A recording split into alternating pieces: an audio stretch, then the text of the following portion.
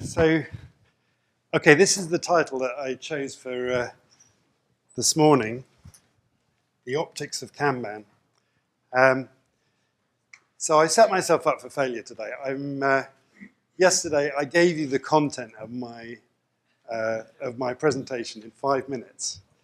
And it may be there's some interesting things that I can say more than that in the 40 minutes or so that I'll be talking today, and maybe not. Maybe you've had it all. You know, so we'll see how this goes. I think the other thing about it is I have done this presentation before, but it's in a different form.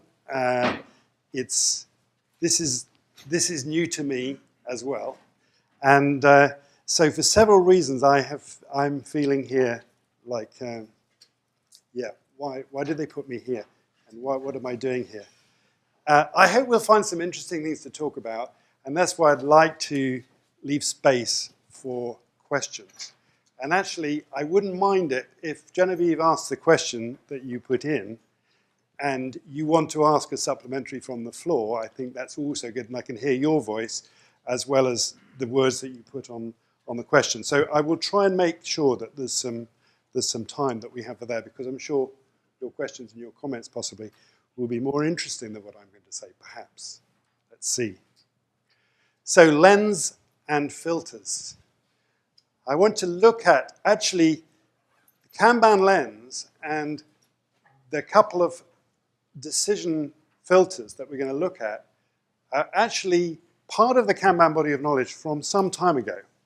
And we'll introduce them, but obviously lenses and filters are connected to each other, hence the optics. And so there's something that we want to talk about in terms of seeing, in terms of vision, in terms of that part of our brain which is involved in seeing things and how that affects us. So this is me, and I teach Kanban. This is, to be honest, when I say teach, I don't just mean teach.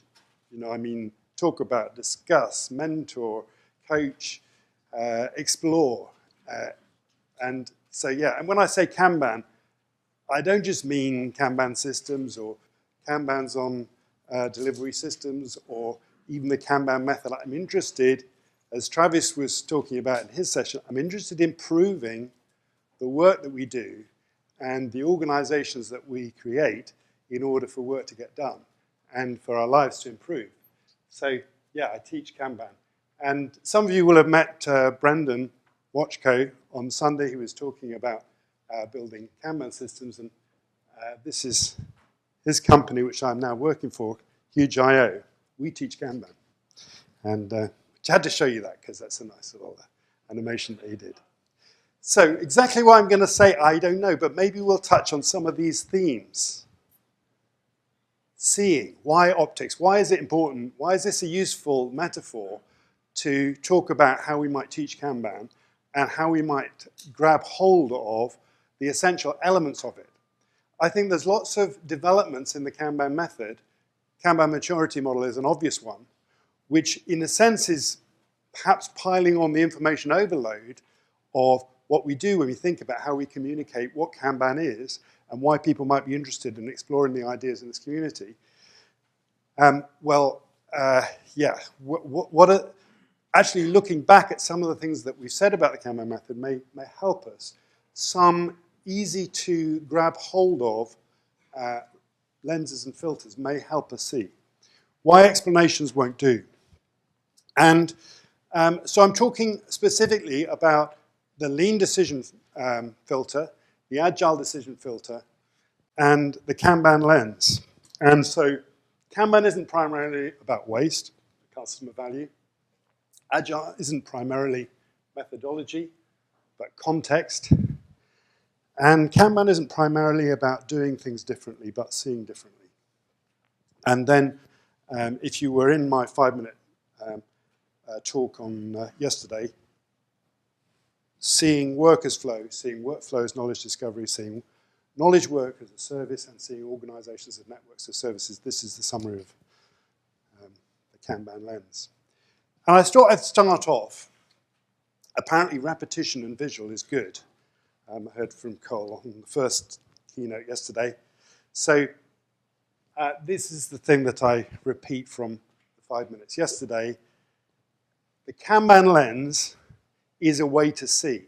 The Kanban method is primarily, I think it's useful to think about the Kanban method as changing the way we see, and particularly the way we see work, the way we see workflow, the way we see knowledge work, and the way we see organizations.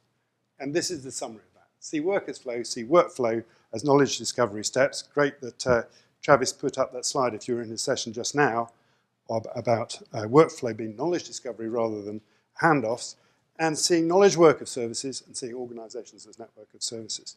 But there are also these two filters. So the Kanban lens comes from a blog that David Anderson did in 2013. I think I can sort of at least claim some credit for poking him in a certain direction before he wrote that blog, because that was the year that I went on his masterclass. I was interested in several things. One is, what is the definition of Kanban, which I mentioned before. Sorry, I'll just go back to that slide before I talk about the next one. So the Kanban lens came out of that, of actually there's some different way we look at stuff that helps us understand where the elements of the Kanban method comes from. But there are also a couple of other elements, the lean decision filter and the agile decision filter, which come from a keynote that David did in 2009. So I think that must be 10 conferences ago, if this is the 10th one since then. There's sort of an anniversary here. So I think it was probably the first LKNA that he talked about the agile decision filter and the lean decision filter. And so this is what they are. These are the words that summarize it. Value trumps flow. Flow trumps waste elimination. And waste elimination trumps economies of scale. And using the word trump 3 times in a slide is not particularly helpful, but you get, I hope, the sense of what this slide is about. So the interesting thing about this is that we think about lean and we think about Toyota Production System very much from the point of view of waste elimination. But if we look at the way that Toyota are continuing to develop the way they work, waste elimination is not what they describe as what they're doing or what it's about. It is value for the customer that they are focused on. So the agile decision filter, giving a summary of this, action over analysis. Don't just stand there, do something. Even if what we do is not the right thing, we have the opportunity to fire, aim.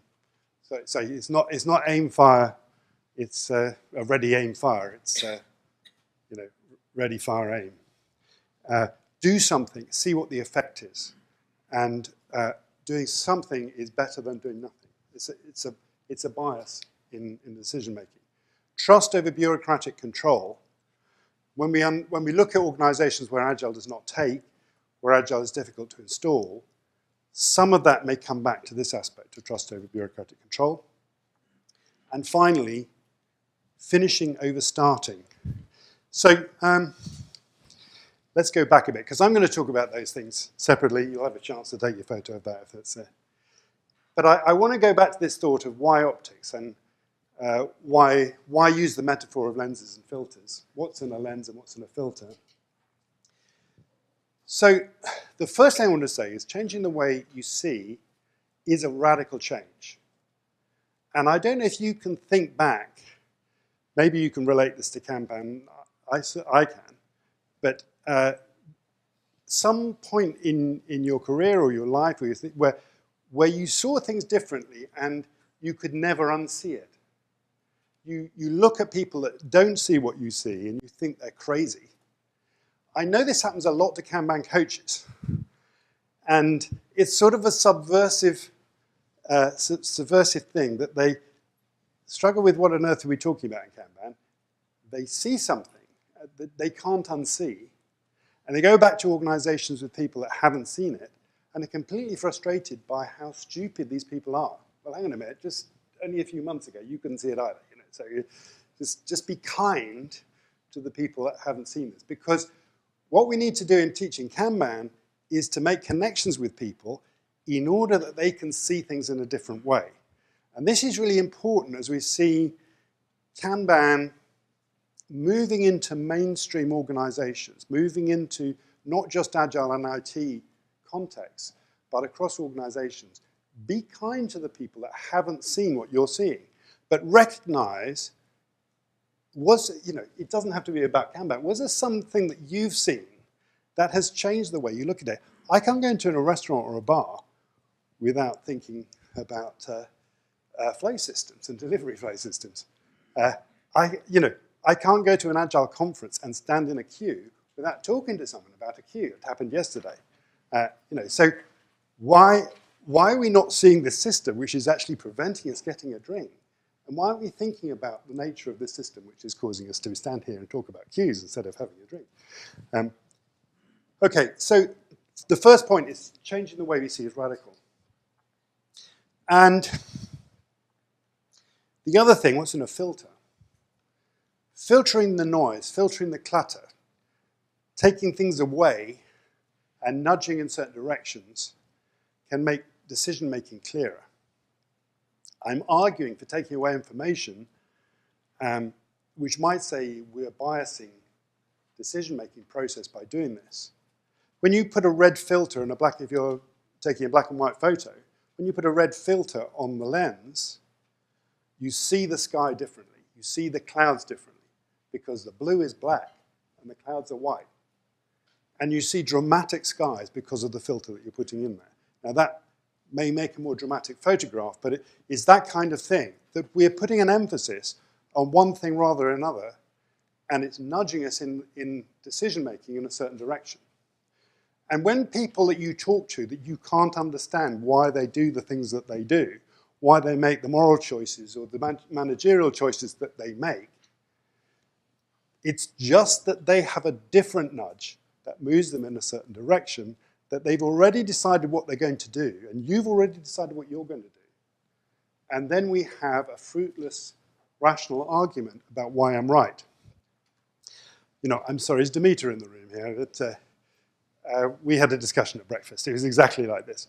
And we have made our decisions. We're explaining ideas to each other, which are explaining why we are right, particularly why I'm right, obviously. These are not necessarily enlightenment conversations, but it was a good conversation at breakfast. Okay, so I want to ask you the question, just in these images that they come up before we get to the end, what is the word that I Googled before these images? You can shout it out if it were. These are quite quick. Sorry, yes, somebody said it. Thank you. Hopefully the next one helps you the most, at least if you recognize Christian statuary and you know what Christian festivals happen to be. This is Epiphany. Epiphany is this point where we see something differently, so where it suddenly dawns on us what is going on. And we see things differently. Seeing is believing. There's this point in which something changes quickly and radically. Now, okay, so this is potentially, the first point about this is it's fast. You can help people to see things in a different way, and if they get it, if the penny drops, it's a fast realization that will change them forever. You haven't changed the culture of the organization, you haven't changed the way that we work or anything else, but by changing the way we see, it is radical. And seeing is believing. Actually, that isn't the whole story, is it? Because we're human beings, and actually, this is also true. Believing is seeing. When we believe something, when we see evidence, it confirms what we believe. And actually, we can't see what the other person sees because we believe something different. And this is really important if we're trying to communicate, if we're trying to get to what we think are better decisions, is that we actually have to understand what what belief system, what moral framework we're coming from in order to actually communicate over something useful. And okay, so this is this little drawing, which because I couldn't find the picture of the elephant with the boy on, so I drew one. And so has anybody read this book by Jonathan Haidt? Patrick has read it because he said to me a few weeks ago, he said, Andy, before LKNA, you need to read this book. Something like that, didn't you, Patrick? Yeah. And so while we were on the phone, I ordered the book and read it. And I have been thinking about this book ever since. So we know about, at least those people who've been through KMP training or masterclass training, we know about System 1 and System 2 and Kahneman's work in understanding the brain. And Jonathan Haidt uses this metaphor for explaining System 1 and System 2. We make decisions, all of us as human beings, we make decisions in our emotional brain. That is the ancient part of our brain inside there. We have big parts of our brain which are to do with vision and to do with rational thinking. It's very expensive in energy terms. 10% of our energy as human beings goes to the brain. I couldn't believe that statistic when I heard it. But this is a very expensive organ here. It uses a lot of energy. And so we actually make decisions in the emotional part of our brain. We do it like that. And that is the elephant. The elephant goes where it's going to go. So what do we do with the rational brain? You see, we make a decision about what we're going to do, and we start walking over there. Now, the rational brain is now explaining to me why I chose to walk to this part of the room. There was a logical reason. It seemed to be lit better over here. And, you know, obviously I want to communicate with you guys. And something has happened in my brain to make a decision, and my rational brain, all it can do is try and explain that decision and to justify that decision. It isn't the reason I chose to go over there. That's the point. The elephant makes the decision, and the boy on top says, yeah, it was a very good idea to go over here because, you know, there is good grazing land or whatever. The elephant made the decision. And so when we are arguing at the rational level, we are not necessarily communicating. Now, I think it's also important, and Jonathan Haidt is a moral philosopher. I don't think I've ever read a book by a moral philosopher before, but he's a popular communicator, and he gets the ideas in this book. Actually, the subtitle of the book, Why Good People Are Divided by Politics and Religion, his main motivation in writing the book was trying to explain to liberals why they do not communicate with conservatives, and vice versa, but particularly why liberals do not communicate with conservatives, because there's a different moral framework. We all have the same basis of morality, the same basis of decision-making, which is part of our human evolution in terms of why we have, you know, why do we care for our young? Well, basically because, you know, we care about people, we care about animals, we care about other people, not just our children. Because that's built into our brains, because if we didn't care for people, we wouldn't be able to look after children for the many years that they take before they can look after themselves. And so if we're going to have brains this size, which are this expensive, and take this long to develop, we better have care as a foundation in our morality. So he talks about these things and actually do it. Now, I started using this slide when I wanted to explain System 1 and System 2, because, again, you know, I know that we can talk about carbon-based life forms and silicon-based life forms and this kind of stuff, but I don't take a lot of time actually communicating with robots. But this one you might recognize. You know who these guys are on the USS Enterprise. And Mr. Sulu says, Captain, Klingons on the starboard bow are trying to change the shape of our ears.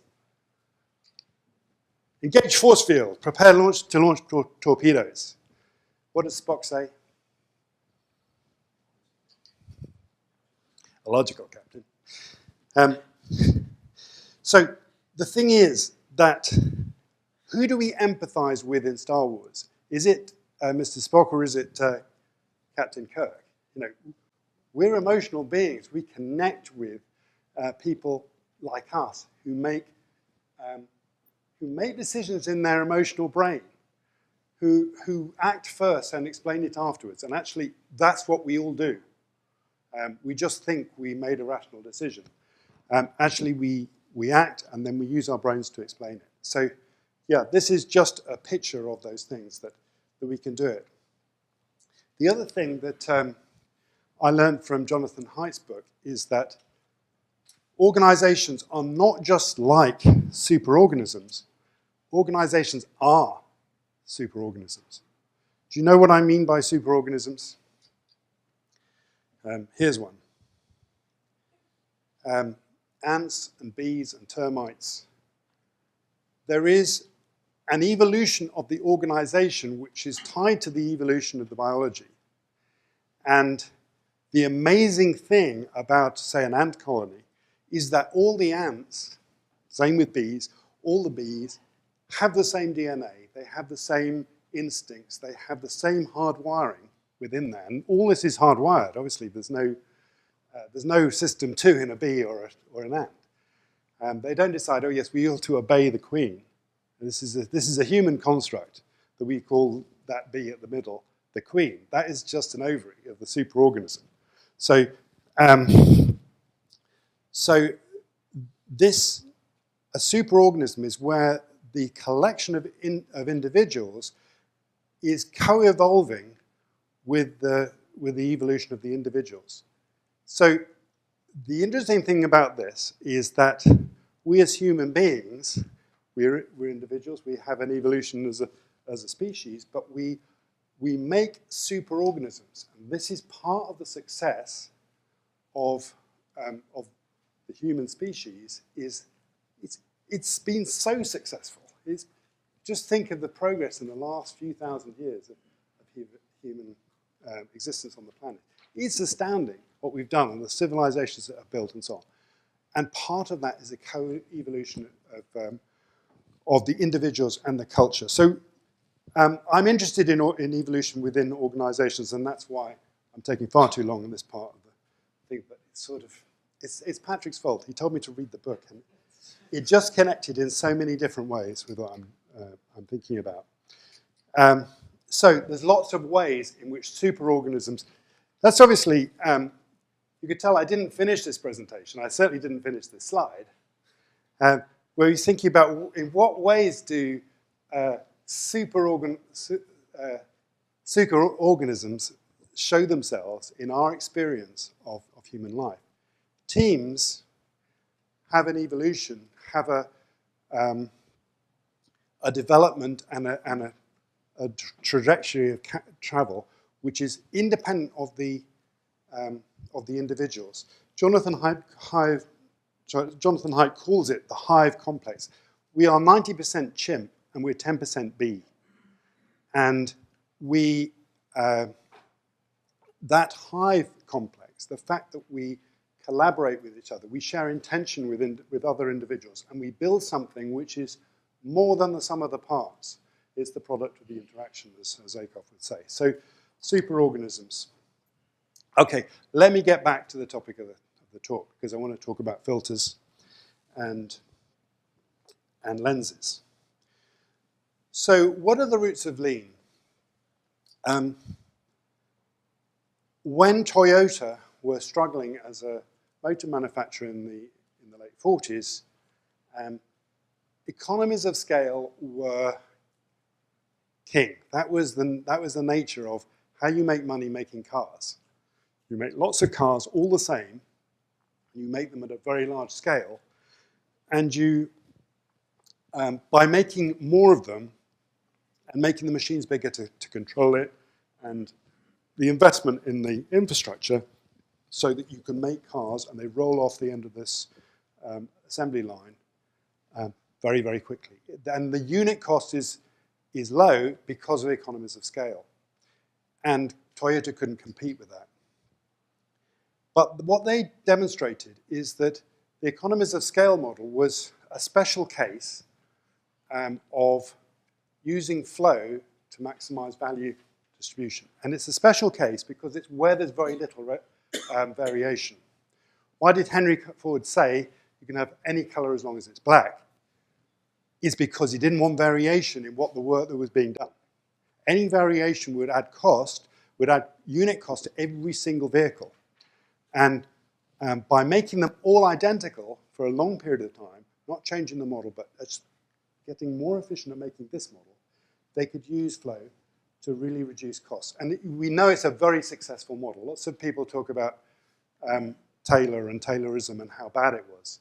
The success of Taylorism in the first half of the 20th century was absolutely astounding.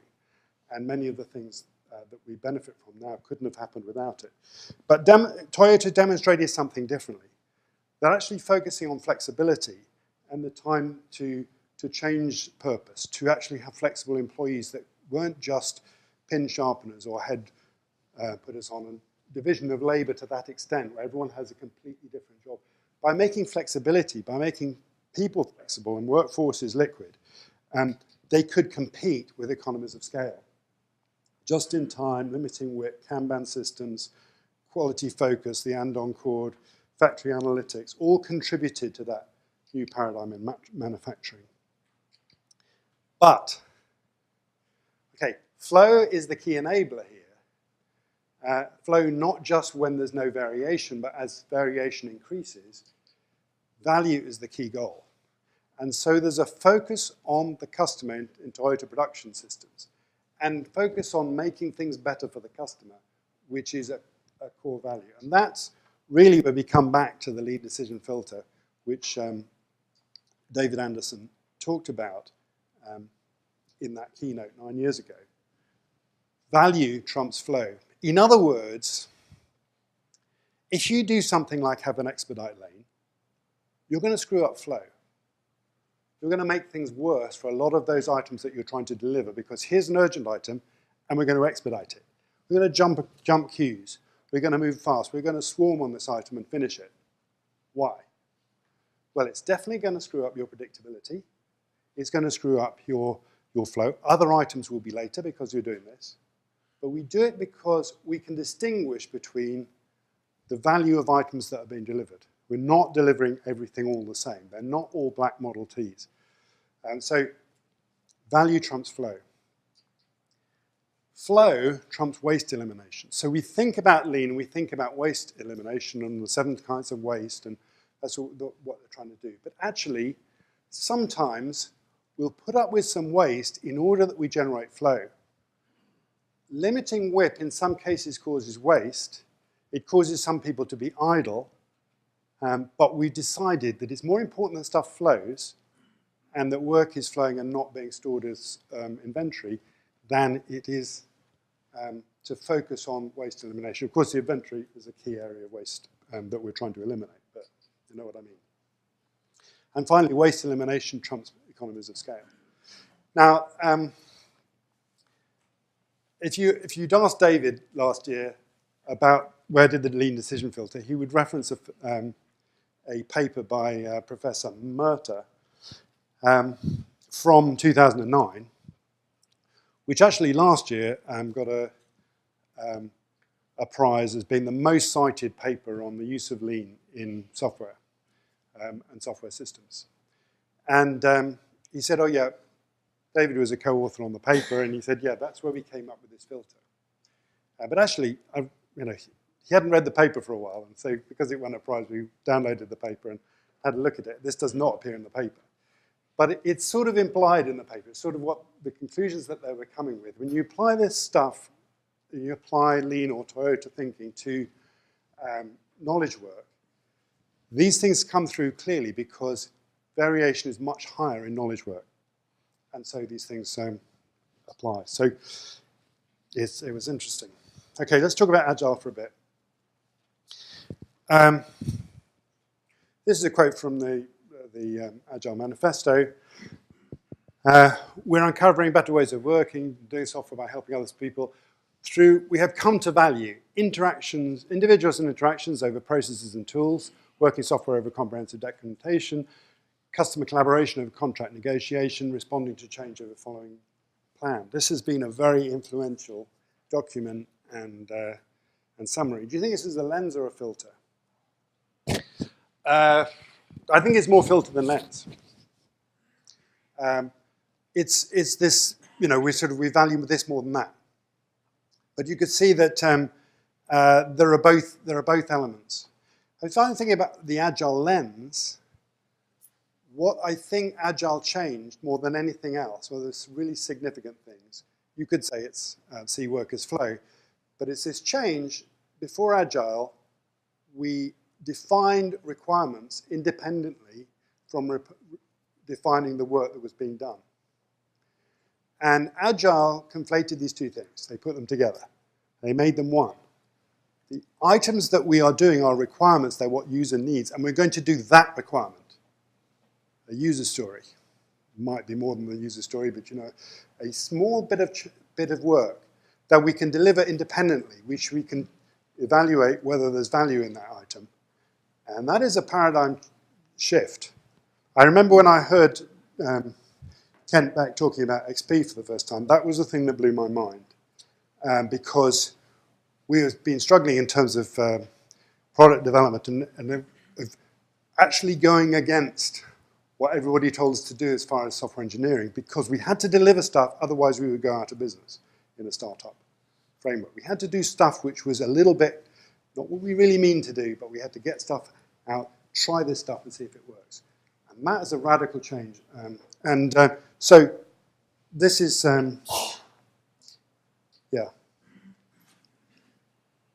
this is part of it. So there are elements that also we recognize in Agile, and these relate to the Agile filter. The first one, action over analysis. We want in Agile to build in building business agility into organizations and into software development. We want to move and then see whether it's right. It's a change of paradigm, and we need to nudge. Now, I failed to comment it when the slide came up, but filters are a bias on decision making. And why I think we need that bias is because we are biased anyway. We are starting with the bias of the way we do things, the way we've always done it. And we need a nudge in another direction. And so recognizing this is a nudge to say, think about just doing something and then analyzing it. Thinking about fire and then aim it. It's counterproductive. I talked to one group about, what we do in Agile very often is that we deliver stuff and then we see if it's a requirement. This is not the normal thing that we've done in software engineering. And it's still ingrained in software engineers and programmers and managers, particularly and project managers. We define the requirements and then we find out how much this costs and then we do it. What about, actually the economics has changed.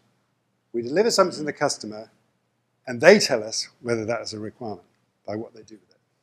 So the reference is to Fast Forward from Julian Birkinshaw and others that is doing. So the first part, the Agile filter, the Agile context.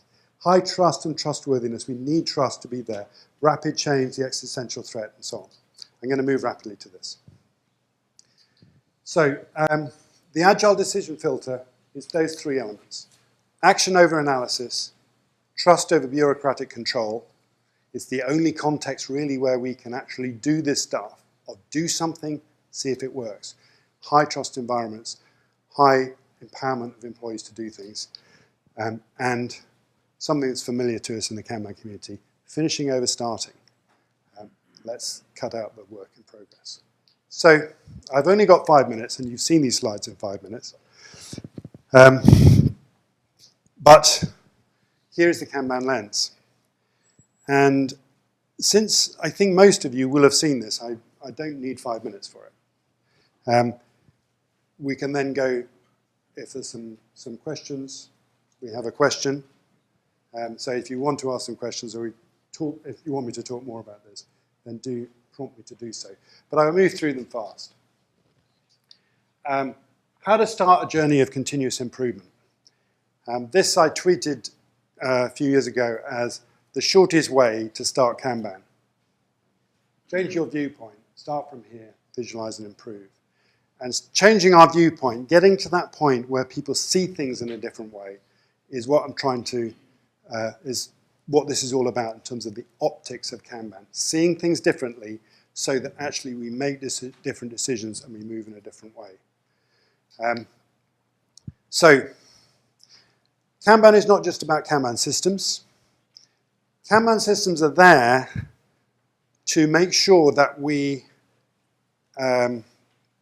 don't do work unless it's wanted by a customer, someone we can identify who's asked us for this work and will consume it if we make it.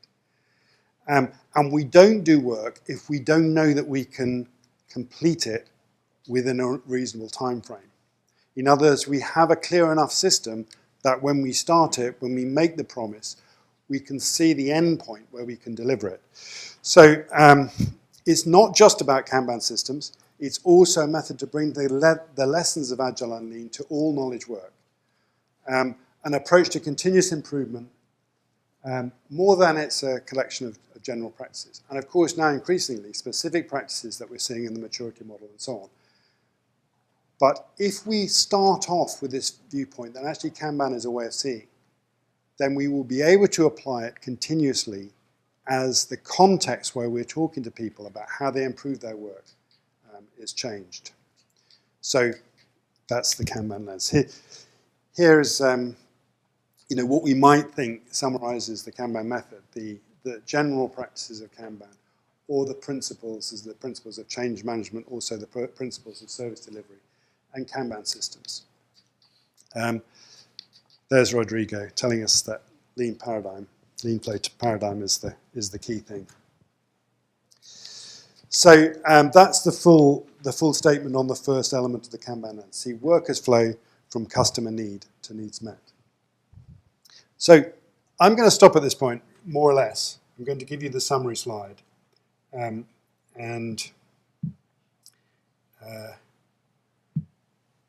encourage you to come back with some things we can talk about. Or we can have lunch. We'll be first in the queue if you ask no questions. Where to start, you know where to start in Kanban. Where you start is where you are. And we are using the ideas of evolutionary change, where if you start where you are and you make changes, some of those changes, you think they're going to be good and they aren't, or you think they're going to be useless and they are useful, then this is where to start, where you are. In whatever context. This is my son-in-law, who is a head teacher of a primary school, and over half term last October, we had conversation. In fact, he was wandering around the house, and he picks up personal Kanban. He thinks, wow, this is what I need. I've got too much work in progress. My staff and I don't know what other people are doing. I need a Kanban board. And so over half term, he puts this up and he gets the staff involved. The interesting discussions we had around it is actually, this is also applicable to the children.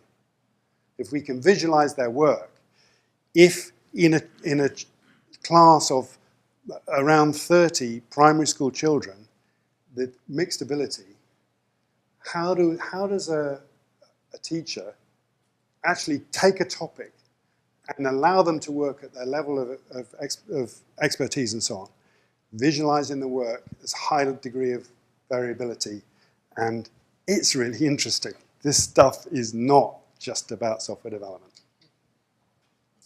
Then the senior staff said, Adam, what's that thing on your wall? He said, it's called a Kanban board. He said, that's interesting. We need one of those. And so they had a senior staff board of the work in progress. Okay, I'm going to stop there. And if there are questions, we'll take